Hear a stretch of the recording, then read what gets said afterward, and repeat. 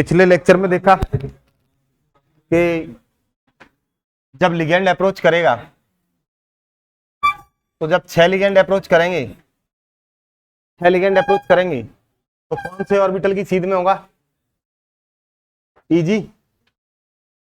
अरे easy orbital की सीध में से आएंगे ना तो इनकी एनर्जी बढ़ जाती है, और जबकि T2G वालों की एनर्जी इनके कंपैरिजन में कम रहती है। ठीक है, इनके बीच के एनर्जी गैप को अपन कहते हैं डेल्टा ओ।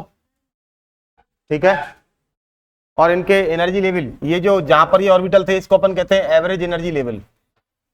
इससे ये कितने ऊपर होते हैं? प्लस 0.6 डेल्टा ओ ऊपर होते हैं, और ये माइनस कितने होते हैं?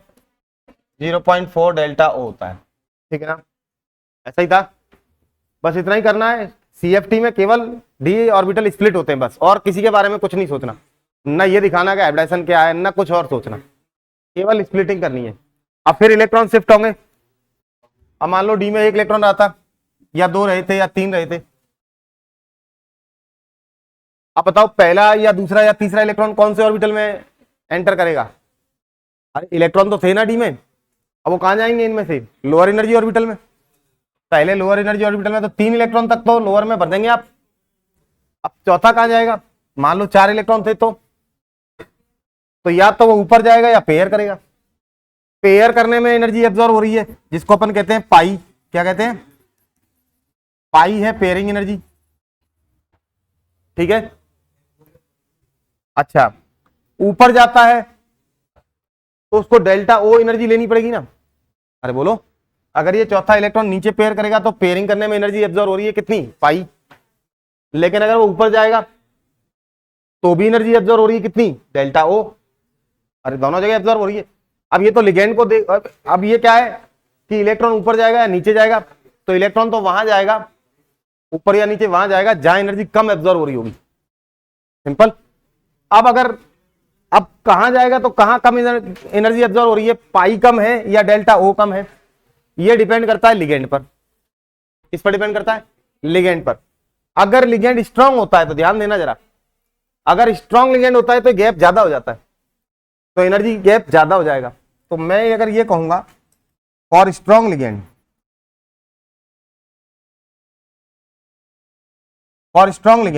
क्या होगा कि डेल्टा ओ क्या होता है? बहुत ज्यादा हो जाता है। किससे? पाई से। अरे गैप ज्यादा है तो पाई से ज्यादा एनर्जी एब्जॉर्ब होगी। तो इलेक्ट्रॉन क्या करेगा? पेयर कर देगा नीचे या ऊपर जाएगा? पेयर करेगा, तो पेयरिंग हो जाएगी, है ना। और अगर वीक लिगेंड है, अगर लिगेंड कैसा है? वीक लिगेंड है, तो क्या करेगा? वो डेल्टा वो कम रखेगा, ये गैप कम हो जाएगा, तो पेयरिंग एनर्जी ज्यादा फिर तो एब्जॉर्ब हो जाएगी, उससे तो बढ़िया ऊपर चला जाए इलेक्ट्रॉन। तो वीक लिगेंड के लिए डेल्टा वो कम रहता है, तो नॉट पेयर, है ना। कहां जाएगा? ऊपर वाले ऑर्बिटल में चला जाएगा। कुल मिला के बात ये है, अगर स्ट्रॉन्ग लिगेंड देखते हो तो क्या करेंगे? इलेक्ट्रॉन को नीचे पेयर कराओ, और अगर लिगेंड वीक है तो इलेक्ट्रॉन को पहले क्या करो? ऊपर भरो। ठीक है ना। तो मान लो 5 इलेक्ट्रॉन थे डी में और वीक लिगेंड था, तो क्या करेंगे? वीक लिगेंड थे तो 3 तो नीचे भर जाएंगे, ऊपर 2 भर जाएंगे। कर लेंगे ना आप? ठीक है ना। तो इस तरीके से अपन देखते हैं। तो चौथे पांचवें लिगेंड का क्या सीन है ये अपन देख सकते हैं। ठीक है भाई, तो वो तो लिगेंड देख के पता चलेगा ना कि कैसे इलेक्ट्रॉनिक कॉन्फ़िगरेशन सेट करना है। अब अपन इसके एग्जांपल पढ़ लेते हैं। अभी कोऑर्डिनेशन नंबर 6 चल रहा है, 6 में 3 नीचे और 2 ऊपर, T2G नीचे और EG ऊपर। यही करना है बस। स्ट्रॉन्ग लिगेंड हो तो पेयरिंग पहले करवाओ, जब ये पूरे भर जाएंगे तब फिर 7वां इलेक्ट्रॉन ऊपर चला जाएगा। और वीक लिगेंड है तो चौथा और 5वां ऊपर आएगा, फिर 6वां आएगा तो वो नीचे पेयर कर जाएगा। कर सकते हैं आप? तो चलिए, ये लिख लिया, लिखो।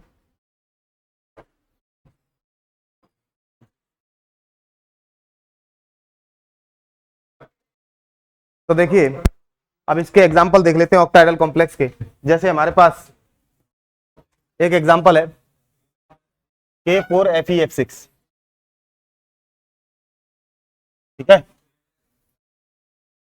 K4FeF6 लिगेंड कौन है? F6 लिगेंड है, F फ्लोराइड लिगेंड है। नाम देखें इसका, यूपीएससी नेम क्या होगा? पोटेशियम हेक्सा फ्लोरो फेरेट। और ऑक्सीजन स्टेट कितनी है आयरन की? ऑक्सीजन स्टेट कितनी है आयरन की? +2। तो सेकंड हो गया ना ये, पोटेशियम हेक्सा फ्लोरो फेरेट सेकंड हो गया। कर सकते हैं इसको। अब आयरन की +2 ऑक्सीडेशन स्टेट है, 26 एटॉमिक नंबर है, तो डी में कितने इलेक्ट्रॉन? अच्छा +2 में तो क्या होगा, कौन से इलेक्ट्रॉन बाहर हो जाएंगे? अरे 4s के बाहर हो जाएंगे ना। तो डी में कितने बचे? 6 बचे ना। अरे +2 ऑक्सीडेशन स्टेट है तो ये क्या बचा? 3d6 बचा ना। 4s के तो 2 इलेक्ट्रॉन बाहर कर ही दिए +2 ऑक्सीडेशन स्टेट में। अब डी में 6 इलेक्ट्रॉन है तो बस ऐसे दिखा दो इसको। 6 इलेक्ट्रॉन कैसे भरे हुए थे पहले डी में? 1 2 3 4 5 6। अरे इस तरीके से ही तो भरे हुए थे। अब आप इसकी स्प्लिटिंग करेंगे ना, 6 लिगेंड आए हैं तो स्प्लिटिंग करेंगे तो T2G नीचे होते हैं ना, जो कि नॉन एक्सियल है, और Eg ऊपर होते हैं जो कि एक्सियल है। Eg ऊपर हो जाएंगे और T2G नीचे हो जाएंगे। अब आपको कितने इलेक्ट्रॉन भरने हैं? 6। अब 6 लिगेंड अगर वापस से भरेंगे तो क्या करना पड़ेगा? अब पहले लिगेंड देखना पड़ेगा कि हमारे पास लिगेंड कैसे है। ये वीक लिगेंड है। हाँ, तो लिगेंड अगर वीक है तो पहले अपन 6 इलेक्ट्रॉन अपन को भरने हैं, तो पहले 1 2 3, चौथा कहाँ जाएगा? ऊपर। पांचवा कहाँ जाएगा? ऊपर। छठवां कहाँ आएगा? नीचे पेयर कर देगा। ये हो गया इसका इलेक्ट्रॉनिक कॉन्फ़िगरेशन। और कर सकते हैं ना। तो ये तो हो गया इसका इलेक्ट्रॉनिक कॉन्फ़िगरेशन। अच्छा बताओ, ये कॉम्प्लेक्स पैरामैग्नेटिक है या डायामैग्नेटिक है? पैरामैग्नेटिक है, क्योंकि अनपेड इलेक्ट्रॉन बहुत सारे दिख रहे हैं। कितने अनपेड इलेक्ट्रॉन आपको दिख रहे हैं? 2 और 2 4। तो 4 अगर इलेक्ट्रॉन होते हैं तो क्या हो जाता है? √24। हाँ 4.8 √24 हो सकता है ना इसका म्यूएस। तो मैग्नेटिज्म आपने निकाल लिया। अब अपन बात करते हैं आगे कि यहां एवरेज एनर्जी लेवल से ये कितने इलेक्ट्रॉन, ये कितना नीचे होता है? -0.4 डेल्टा ओ, और ये कितना ऊपर होता है? +0.6 डेल्टा ओ। कोई दिक्कत? अब यहां कॉम्प्लेक्स कितना स्टेबल होगा? कॉम्प्लेक्स कितना स्टेबल होगा वो बताता है हमको। एक एनर्जी निकालनी पड़ेगी, that is CFSE। CFSE energy निकालनी पड़ेगी तो ये कॉम्प्लेक्स की स्टेबिलिटी बता देगी। जिसकी CFSE जितनी ज्यादा नेगेटिव वो उतना ज्यादा स्टेबल। CFSE वो एनर्जी है जो रिलीज हो गई है। रिलीज होने वाली एनर्जी को नेगेटिव से दिखाते हैं ना। अरे बोलो, रिलीज होने वाली एनर्जी को किससे दिखाते हैं? नेगेटिव से। तो जिसकी जितनी ज्यादा नेगेटिव होगी CFSE, वो उतना ज्यादा स्टेबल कॉम्प्लेक्स होगा। और CFSE निकालना बड़ा ही आसान काम है। कैसे निकालते हैं? तो पहले हम CFSE की परिभाषा लिखेंगे स्टेबिलिटी ऑफ द कॉम्प्लेक्स दिखाने के लिए, क्योंकि एनर्जेटिक की बात कर रहा है कि नहीं कर रहा है ये? अरे जहां VBT थर्मोडायनेमिक्स की बात नहीं कर रहा था, वहां ये एनर्जेटिक्स की बात कर रहा है कि नहीं कर रहा है? अरे बोलो। तो एनर्जेटिक्स की बात करेंगे तो अपन CFSE निकालेंगे। और CFSE बड़ा ही आसान है। कैसे? कि कितने इलेक्ट्रॉन T2G में है पहले वो गिन लो। जितने भी इलेक्ट्रॉन T2G में उसका मल्टीप्लाई कर लो -0.4 डेल्टा ओ से। ठीक है, कर लिया। प्लस अब और क्या ऐड करना है इसके अंदर कि जितने इलेक्ट्रॉन Eg ऑर्बिटल में दिख रहे हैं 2 है, तो उस 2 का मल्टीप्लाई किसमें करना है? 0.6 में। और दोनों को सम मिला के दिखा दो। एक माइनस का आएगा, एक प्लस का आएगा, तो बचेगा कुछ ना कुछ, सब्ट्रैक्ट हो जाएगा। और प्लस लास्ट में क्या? पेयर कितने? एक पेयर बचा, तो एक पेयर की एनर्जी क्या होती है? Pi plus pi. तो कितनी आ गई CFSE? और पाई बहुत कम होती है किससे? इनसे। तो अभी अपन निकालते हैं स्टेबिलिटी। देखें, निकालें CFSE। तो पहले लिख लो CFSE की डिफाइन लिखते हैं। क्या होता है CFSE? ये बताती है स्टेबलाइजेशन एनर्जी है। 6 इलेक्ट्रॉन भरे हैं।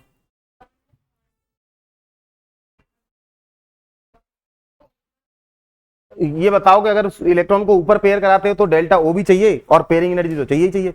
इससे तो बढ़िया नीचे पेयर कराओ, पेयरिंग एनर्जी चाहिए केवल, डेल्टा ओ थोड़ी ना चाहिए इसको।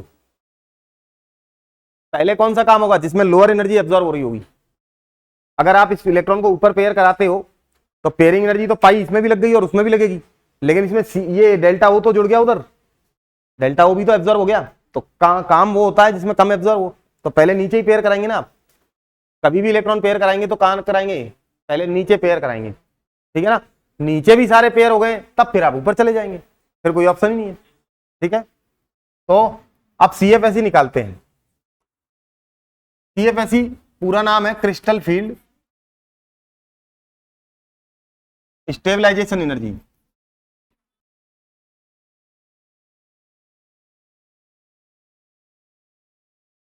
Crystal field stabilisation energy, CFSE, ये बताती है कॉम्प्लेक्स कितना स्टेबल होगा, कौन सा स्टेबल ज्यादा होगा, कौन सा स्टेबल कम होगा।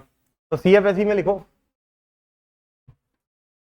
क्या है इसकी define, the energy released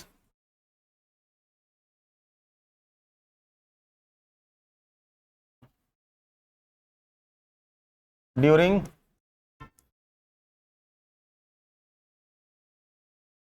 रीशिफ्टिंग of electron,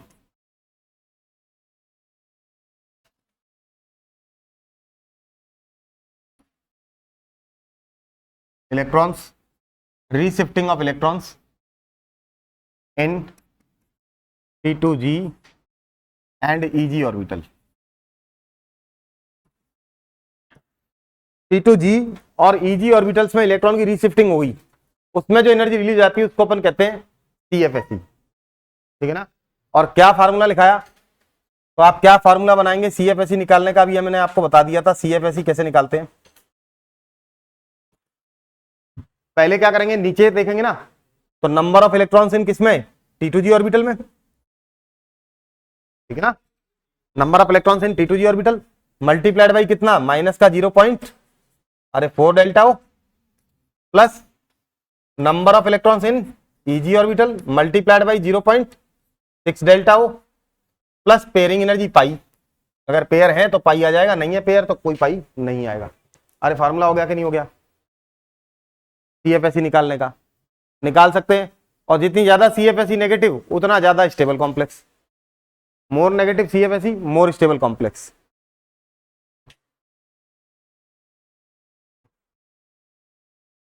तो देखो अब इसकी सीएफएसई निकालें, तो इसकी सीएफएसई की वैल्यू कितनी आ जाएगी, क्या कहेंगे, माइनस का 0 पॉइंट, ये कितने टोटल इलेक्ट्रॉन कितने 4 मल्टीप्लाइड बाई माइनस का 0.4 डेल्टा ओ, प्लस ऊपर क्या है 2 इलेक्ट्रॉन है multiplied by 0.6 delta O, plus एक पेयरिंग एनर्जी पी, ठीक है ना।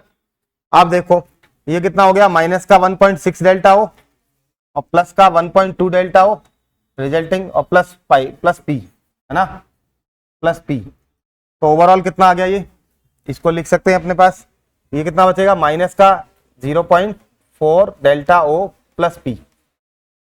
तो माइनस में अगर ये वैल्यू आ रही है डेल्टा ओ में, इसका मतलब ये कॉम्प्लेक्स स्टेबल है, ठीक ना, यानी इतनी एनर्जी रिलीज हो चुकी है इसके बनने में। अब पी को क्यों नहीं कंसीडर कर रहे, क्योंकि पी तो पहले भी थी, अरे पेयर तो पहले ही बन चुका था ना, तो वापस से पेयर बन गया तो कोई मतलब, तो कोई एक्स्ट्रा एनर्जी तो रिलीज हुई नहीं ना, एब्जॉर्ब हुई। हाँ माइनस का 0.4 डेल्टा हो, बस यही हो जाएगा इसका, इससे आगे आपको जाना ही नहीं। अब वैल्यू कैसे निकालेंगे इनकी, क्या है, ये सब बाद की बातें हैं। हाँ 0.4 और 0.6, नीचे वाला माइनस ऊपर वाला प्लस का, इतने से ही काम चल जाए आपके। तो देखें आगे,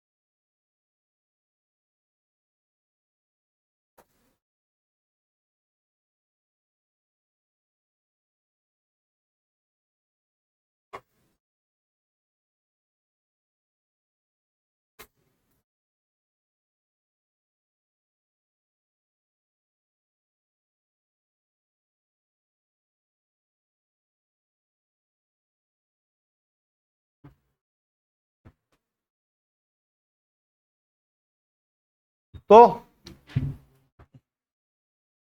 ये देख लिया, आगे देखें। अब देखो एक कॉम्प्लेक्स और देख लेते हैं, मान लीजिएगा कि ये है K4FeCN6 है। अब इस केस में अपन क्या करेंगे,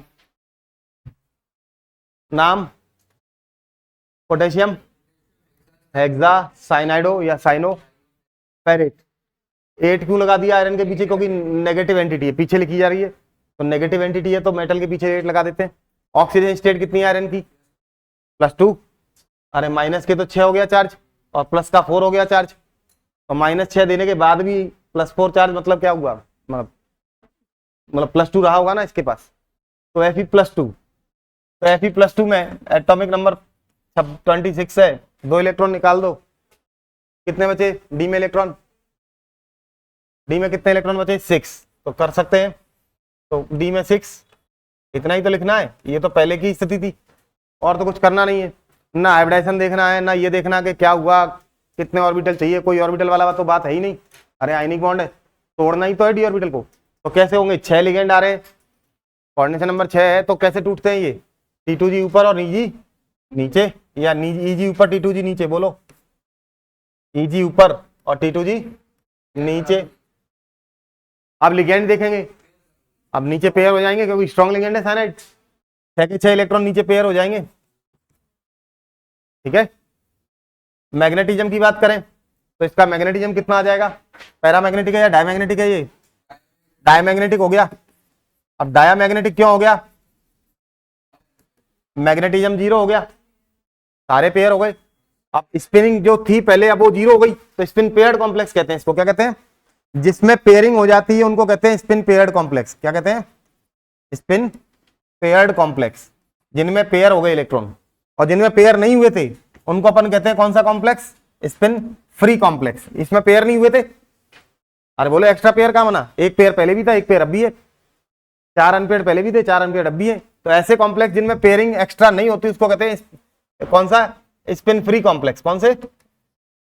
स्पिन फ्री कॉम्प्लेक्स। तो 2 टाइप के होते हैं, कौन कौन से? स्पिन फ्री और स्पिन पेयर।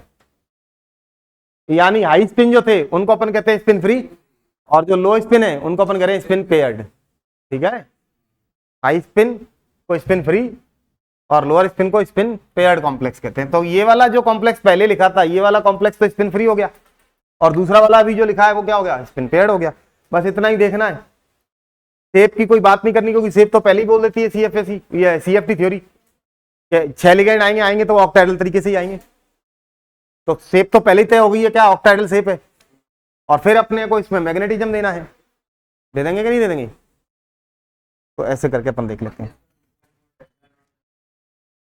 ठीक है ना। अब इसकी CFSE निकालें। हाँ, तो इसकी CFSE कितनी आ जाएगी? तो माइनस के कितने इलेक्ट्रॉन है T2G में? 6। -6 तो नहीं, 6 मल्टीप्लाइड बाई कितना? -0.4 होता है ना, डेल्टा O, प्लस कितने पेयर बने? 3 पाई या 3p ना। अरे 3 पेयर बने ना, तो 3p, तो क्या हो जाएगा?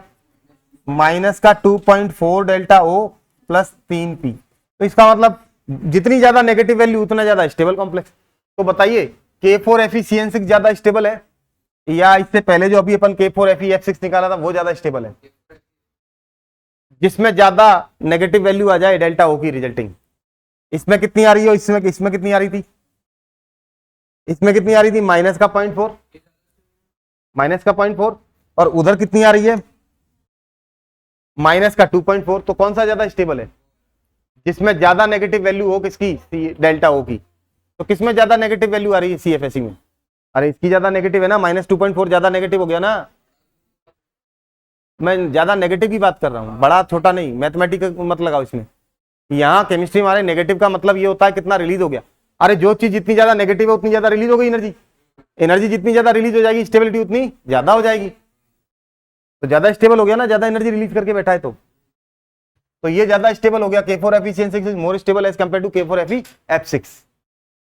निकाल सकते हैं स्टेबिलिटी।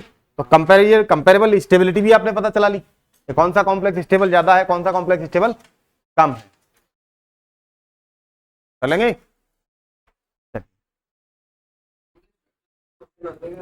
स्ट्रक्चर तो पहले ही डिसाइड कर दी CFT ने, ऑक्टाइडल है, 6 लिगेंड आएंगे तो ऑक्टाइडल तरीके से ही आएंगे, और कोई शेप हो ही नहीं सकती कि 6 लिगेंड आए और किसी और शेप में आ जाए, हो ही नहीं सकता। आप खुद बना के देखो, जिसमें कि मैक्सिमम डिस्टेंस पर हो लिगेंड आपस में, वो तो ऑक्टाइडल शेप ही बनती है।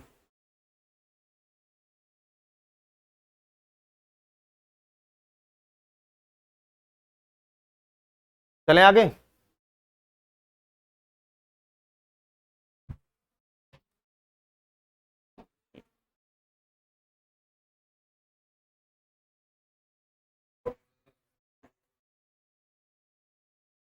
अब कोई पूछे इसका, इस कॉम्प्लेक्स का इलेक्ट्रॉनिक कॉन्फ़िगरेशन क्या है, तो इलेक्ट्रॉनिक कॉन्फ़िगरेशन भी दे सकते हैं। इलेक्ट्रॉनिक कॉन्फ़िगरेशन क्या हो जाएगा इस कॉम्प्लेक्स का?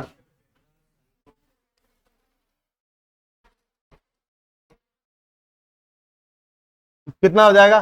T2G6। अरे इसमें इलेक्ट्रॉन देख लो, उसमें इलेक्ट्रॉन देख लो, लिख दो। T2G में कितने हैं? अरे T2G में कितने इलेक्ट्रॉन है? 6। EG में कितने हैं? एक भी नहीं, तो 0। बस हो गया इलेक्ट्रॉनिक कॉन्फ़िगरेशन। इससे पहले वाले कॉम्प्लेक्स का बताओ क्या होगा इलेक्ट्रॉनिक कॉन्फ़िगरेशन, बताओ इसका इलेक्ट्रॉनिक कॉन्फ़िगरेशन क्या होगा? T2G में कितने हैं? T2G में कितने? 4। EG में कितने? 2। ये इसका इलेक्ट्रॉनिक कॉन्फ़िगरेशन हो गया। कर सकते हैं? 3D ऑर्बिटल तो ऐसे हो रहा था ना, 3D ऑर्बिटल में आ रहे थे।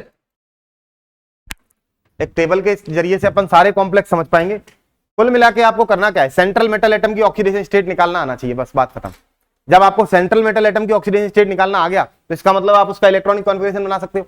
आपको पता चल सकता है कि डी में कितने इलेक्ट्रॉन है, और डी में कितने इलेक्ट्रॉन है ये पता चल गया, फिर तो सीएफटी के अकॉर्डिंग बड़ा आसान हो गया ना उसको समझाना। केवल अप एंड डाउन तोड़ना ही तो है ऑर्बिटल को, और इलेक्ट्रॉन वापस से रिफिल कर देने, सीएफएसई निकाल देनी है, spin free, spin paid complex, magnetism, ये सारा अपन को दिखा देना है, बस बात खत्म हो जाती है। यही ये थ्योरी खत्म हो जाती है, इससे ज्यादा क्या। तो अपन बात कर लेते हैं कुछ कॉम्प्लेक्सेस की जिनमें डी कॉन्फ़िगरेशन क्या होगा। तो कॉम्प्लेक्स जिसमें कि D1 भी हो सकता है, बोलो, D2 भी हो सकता है कॉन्फ़िगरेशन, D3 भी हो सकता है, D4 भी हो सकता है, और लिगेंड कैसे हो सकते हैं? वीक लिगेंड हो सकता है। अरे बोलो, वीक लिगेंड की प्रेजेंस में क्या होगा इलेक्ट्रॉनिक कॉन्फ़िगरेशन, और स्ट्रॉन्ग लिगेंड की प्रेजेंस में क्या होगा इलेक्ट्रॉनिक कॉन्फ़िगरेशन? ठीक है ना? अरे अगर वीक लिगेंड आ रहे हैं, हम ऑक्टाइडल कॉम्प्लेक्स के लिए बना रहे हैं ना, तो अगर वीक लिगेंड है सारे के सारे अगर लिगेंड वीक है और डी में एक ही इलेक्ट्रॉन है मेटल के में, तो क्या हो जाएगा? T2G1 EG 0। स्ट्रॉन्ग लिगेंड है तब भी वही रहेगा, अरे एक इलेक्ट्रॉन है तो T2G1 EG 0 होगा कि नहीं होगा, है ना? सीएफएसई कितनी रिलीज हो जाएगी?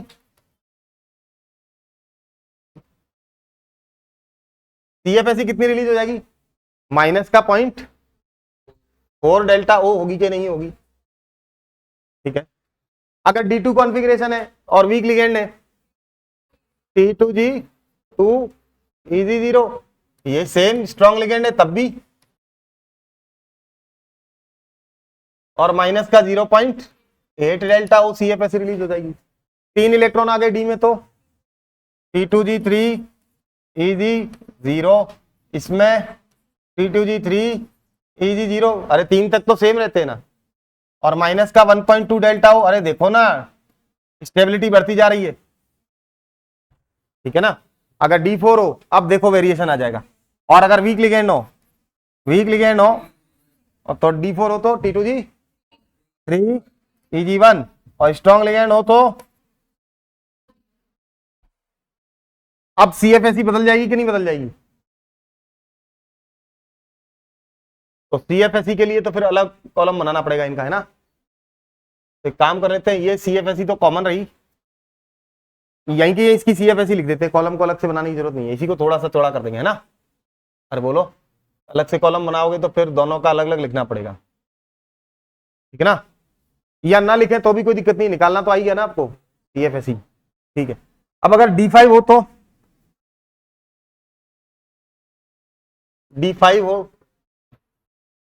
स्ट्रॉन्ग लिगेंड, वीक लिगेंड है, स्ट्रॉन्ग लिगेंड है, तो D5 में क्या होगा? वीक लिगेंड होगा तो T2G3 EG2, और उसमें तो सारे के सारे नीचे चले जाएंगे, T2G5 EG0। अगर D6 कॉन्फ़िगरेशन है, T2G3 6 इलेक्ट्रॉन नीचे पेयर करेगा, T2G4 हो जाएगा ना, अरे 6 हुए ना, T2G4 EG2, इधर T2G6 EG0, D7 है तो T2G5 EG में तो 2 ही रह जाने वाले हैं। अब इसमें EG में एक आ जाएगा कि नहीं आ जाएगा, नीचे तो पूरे भर गए 6 EG1, D8 है तो T2G6 EG2, इधर बात करें तो T2G6 EG2, ठीक है ना। इसी तरीके से अगर 9 और 10 हो तो फिर तो T2G6 ये तो पूरा ही भर गया, फिर EG3, और इसमें क्या होगा T2G6 EG3, 10 हो तब भी T2G6 EG4, T2G6 EG4, यानी 8, 9 और 10 में सेम रहता है कि नहीं रहता, उधर 1, 2, 3 में सेम रहता था कि नहीं रहता था। यानी D1, D2, D3, D8, D9, D10 ligands की स्ट्रेंथ से फ्री होकर के कॉम्प्लेक्स बनाते हैं। बोलो, तो ये इसने बात कही है। कर ले फिर, लिख लोगे, चलो 9, 10 का भी लिख लेते हैं। D9 T2G6 EG3 T2G6 EG3 है ना। D10 हो तो T2G6 EG4 T2G6 EG4,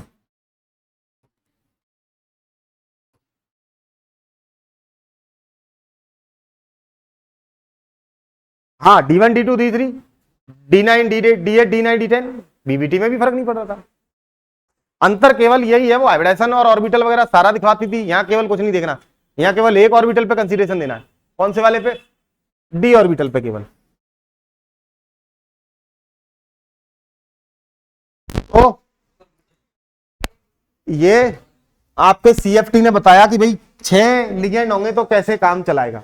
अब 4 लिगेंड होंगे तो क्या होगा, अब सुन लो, 6 लिगेंड वाला कहानी तो समझ में आ गई। अब 4 लिगेंड की कहानी सुन लो कि 4 लिगेंड बॉन्ड बनाने आएंगे तो कैसा बनेगा। तो बच्चे ये पूछते हैं कि ML4 टाइप के कॉम्प्लेक्स बनाने में, देखना जरा, ML4 4 लिगेंड अगर आते हैं कॉम्प्लेक्स बनाने के लिए तो 4 लिगेंड मैक्सिमम डिस्टेंस पर आएंगे। अरे आपस में तो मैक्सिमम डिस्टेंस रखेंगे। अरे तो 2 टाइप की स्ट्रक्चर हो सकती है, स्क्वायर प्लेनर और टेट्राहेड्रल।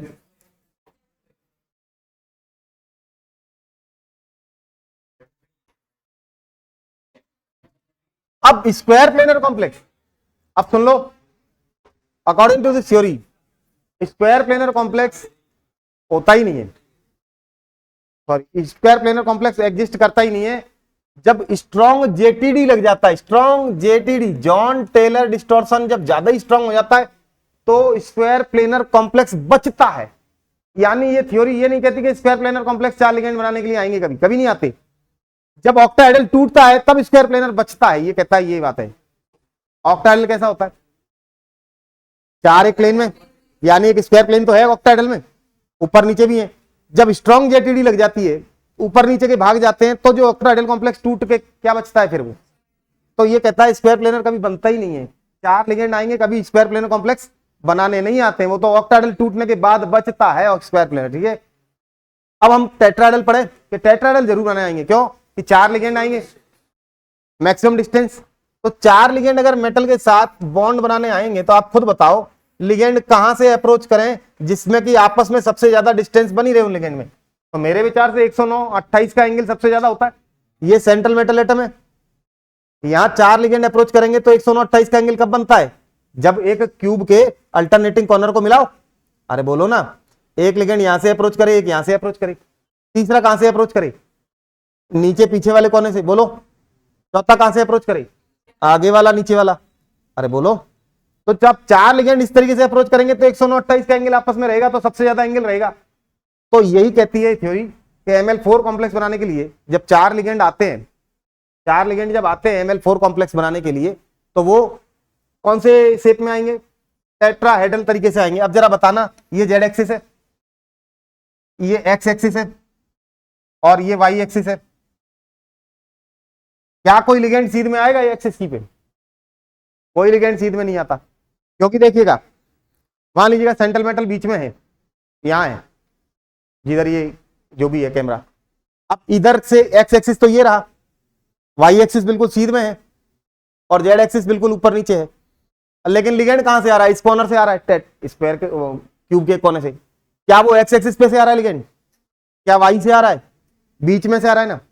दूसरा लिगेंड कहां से आएगा कि मान लो इस कॉर्नर से आएगा, अल्टरनेटिंग कॉर्नर, तो वो भी ना तो एक्स एक्सिस पर से आ रहा है लिगेंड, बोलो, और ना वाई पे से आ रहा और ना वो जेड पे से आ रहा।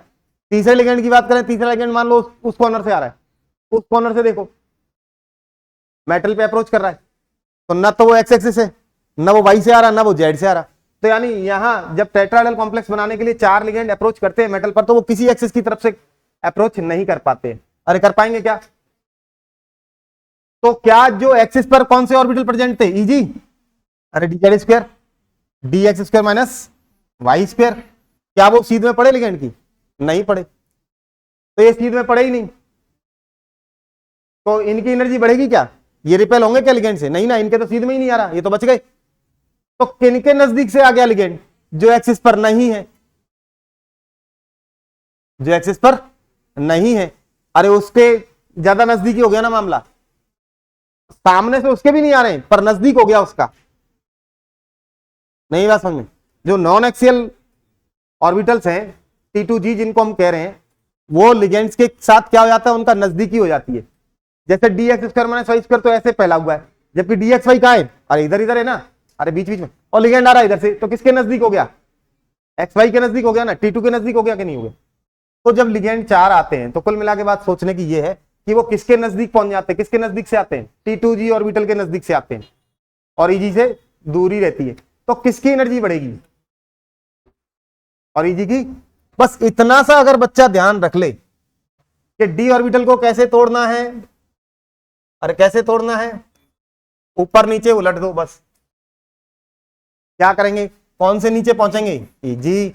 ऊपर कौन से पहुंच जाएंगे? T2G। जी हटा देते हैं क्योंकि टेट्राहेड्रल जो स्ट्रक्चर है एसिमेट्रिक होती है, जी नहीं लगाते, तो नीचे कौन से? ई। ऊपर कौन से? T2। बीच में जो गैप रहेगा डेल्टा ओ कहूं या ओ फॉर ऑक्टाहेड्रल, तो यहां डेल्टा क्या कहना पड़ेगा? T, delta T. और इससे वही सेम, ये कितना नीचे होंगे? माइनस के 0.6 डेल्टा टी, और ये कितने? प्लस का 0.4 डेल्टा टी ऊपर। ठीक है, या इन शॉर्ट याद रखने के लिए अगर हम बात करें तो डी ऑर्बिटल थे ये 5, बोलो, इधर तोड़ो। अब जरा बताना,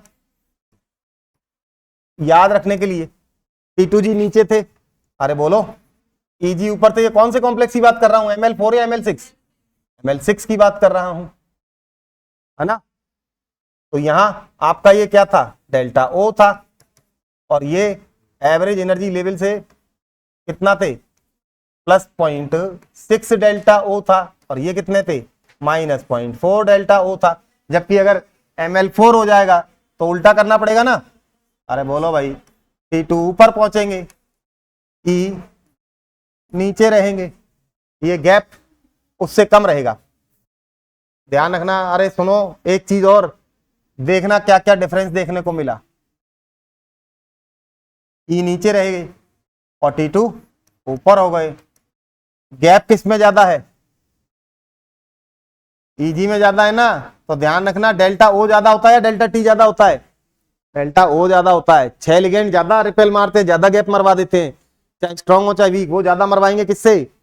4 लिगेंड की अपेक्षा, क्योंकि 4 ज्यादा रिपेल करेंगे या 6 लिगेंड ज्यादा रिपेल करेंगे ऑर्बिटल्स को? 6, इसलिए ये गैप हमेशा ज्यादा होता है किससे?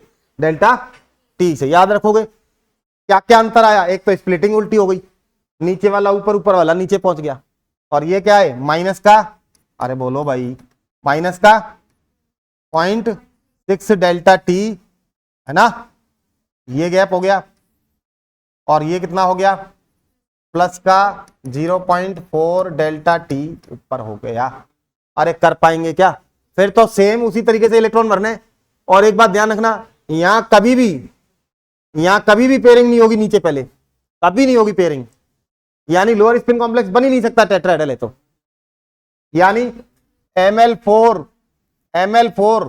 अभी भी ये गैप इतना नहीं हो सकता कि पहले नीचे पेयरिंग हो जाए, कभी नहीं होगी। हमेशा पहले क्या करेंगे? पहले नीचे भरेंगे 2 इलेक्ट्रॉन, तीसरा कहां होगा? हमेशा ही ऊपर जाएगा।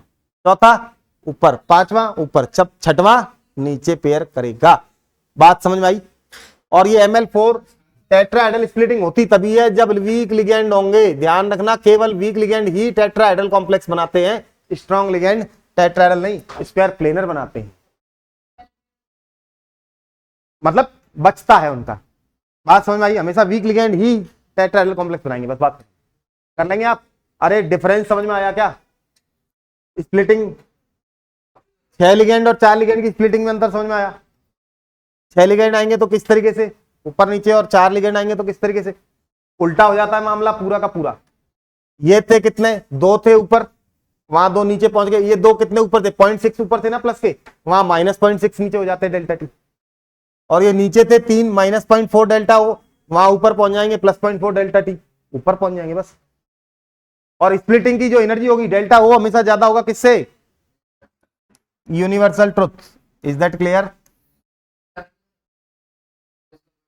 अब CFSE निकालोगे, अलग अलग आएंगी, अलग अलग आएंगी CFSE। इलेक्ट्रॉन कैसे बनेंगे? अरे पेयरिंग करानी नहीं है कभी।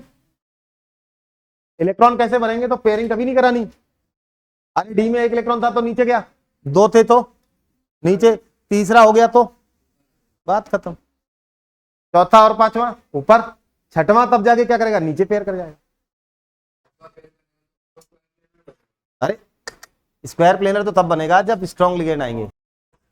तो देखिए ये बात तो तय है, ये बात तो दिख रहा है कि डेल्टा टी कम रह गया डेल्टा ओ से, है ना, डेल्टा टी कम रह गया डेल्टा ओ से। अब कितना कम है, डेल्टा ओ का कितना पार्ट बचा, तो देख लेते हैं। पहली चीज तो यहां 6 लिगेंड रिपेल करने आ रहे थे, उसकी बजाय वहां 4 लिगेंड रिपेल करने आ रहे हैं, तो मतलब 1/3 पार्ट कम रह गया, तो रिपल्सन भी 1/3 पार्ट कम रह गया ना लिगेंड की नंबर की वजह से। तो बचा कितना डेल्टा ओ का part, 2/3 part.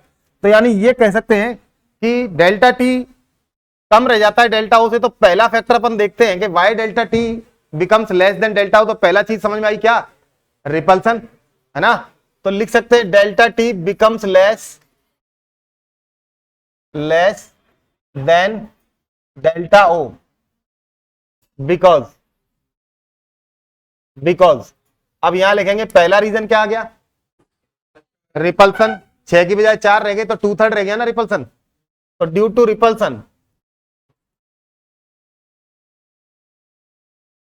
Repulsion delta T becomes कितना, 2/3 पार्ट ऑफ डेल्टा ओ। पहली चीज तो ये हो गई। दूसरी चीज, और कैसे कम रह जाता है डेल्टा टी, एक और तरीके से कम रह रहा है क्या, कि वहां सीध में आ रहे थे लिगेंड, बिल्कुल ही सीध में, और यहां सीध में किसी के नहीं है। अरे किसी की सीध में है क्या, एजी ऑर्बिटल की सीध में नहीं है, तो है वो T2G ऑर्बिटल की भी सीध में नहीं, बस नजदीक है, सीध में नहीं है। उस वजह से भी रिपल्सन कितना रह गया, 2/3 पार्ट ऑफ डेल्टा ओ रह गया। यानी लिख सकते हैं ड्यू टू, है ना, due to not presenting straight. अरे स्ट्रेट नहीं है, बिल्कुल स्ट्रेट ऑफ एनी ऑर्बिटल, है ना।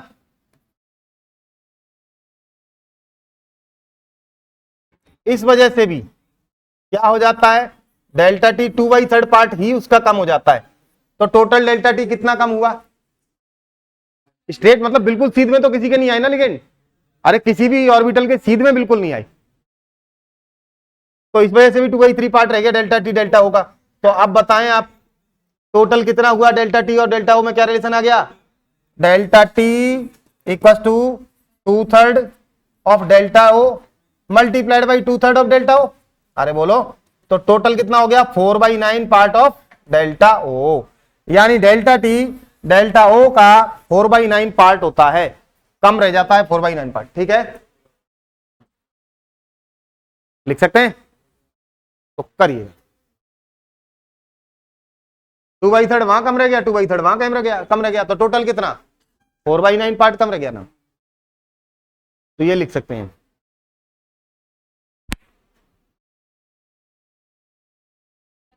एक कॉम्प्लेक्स जो कि अब आप बताएंगे, मुझे एक बात बताएं, MnCl4-2। अब ये बताएं इसमें सेंट्रल मेटल एटम कौन है, Mn का एटॉमिक नंबर 25 और ऑक्सीडेशन स्टेट कितनी है +2। इसका नाम टेट्राक्लोरो मैग्नेट, मैग्नेट क्योंकि नेगेटिव चार्ज आइडेंटिटी है ना, तो मेटल के पीछे 8 लगता है। आयन सेकंड ऑक्सीडेशन स्टेट है, तो Mn+2 ऑक्सीडेशन स्टेट में अगर हम बात करें तो डी में कितने इलेक्ट्रॉन बचते हैं 4, सॉरी 5 बचेंगे ना, 5 बचेंगे तो D5 सिस्टम है और 4 लिगेंड स्ट्रॉन्ग है या वीक है, टेट्राहेड्रल बनेगा या स्क्वायर प्लेनर बनेगा, स्प्लिटिंग आ जाएगी आपको। कितने अनपेड इलेक्ट्रॉन दिखाएंगे आप, अरे ऐसे टूटेंगे ना, ये डी ऑर्बिटल थे, इनमें 5 इलेक्ट्रॉन थे ना, तो टूटेंगे तो T2 ऊपर या E ऊपर, T2 ऊपर E नीचे, और 5 इलेक्ट्रॉन है, पेयरिंग तो होती नहीं है वीक लिगेंड, 1 2 3 4 5, ठीक है। बीच का गैप डेल्टा टी या डेल्टा ओ, ऊपर वाले कितने पार्ट इसका ऊपर होंगे +0.4 डेल्टा टी और नीचे वाले -0.6 डेल्टा टी। अरे निकाल पाएंगे CFSE, पैरा या डाया मैग्नेटिक है ये, paramagnetic moment mu s equal to क्या हो जाएगा √35, 5 पॉइंट समथिंग है ना, 5.9 VM के आसपास, बात खत्म। अरे कर लेंगे क्या, ऐसे एक्सप्लेन करना होता है, ठीक है फिर चल।